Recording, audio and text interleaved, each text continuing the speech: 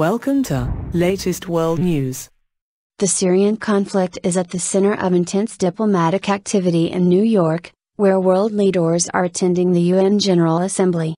Russian President Vladimir Putin is to hold rare talks with US President Barack Obama to outline his proposals. The Russians are a key ally of Syrian President Bashar al-Assad.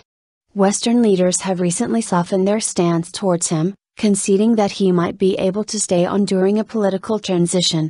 In his opening remarks at the summit, UN Secretary-General Ban Ki-moon called for the situation in Syria to be referred to the International Criminal Court, saying there can be no impunity for atrocious crimes.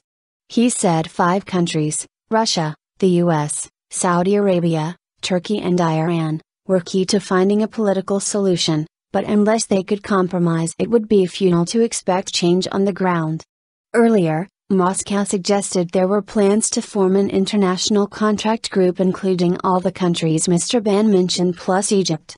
The morning session at the UN is hearing from both Mr. Obama and Mr. Putin, as well as Iranian President Hassan Rouhani and French President François Hollande, whose country has just carried out its first airstrikes against Islamic State, militants in Syria. A famous Russian expression talks about killing 2 hares with 1 shot. But Vladimir Putin doesn't do things by halves. He'll be trying to slay a whole multitude of political and economic hares with 1 trip to New York. His UN speech and meeting with President Obama will put President Putin center stage, a return to the international limelight for a leader shunned by the West over the conflict in Ukraine.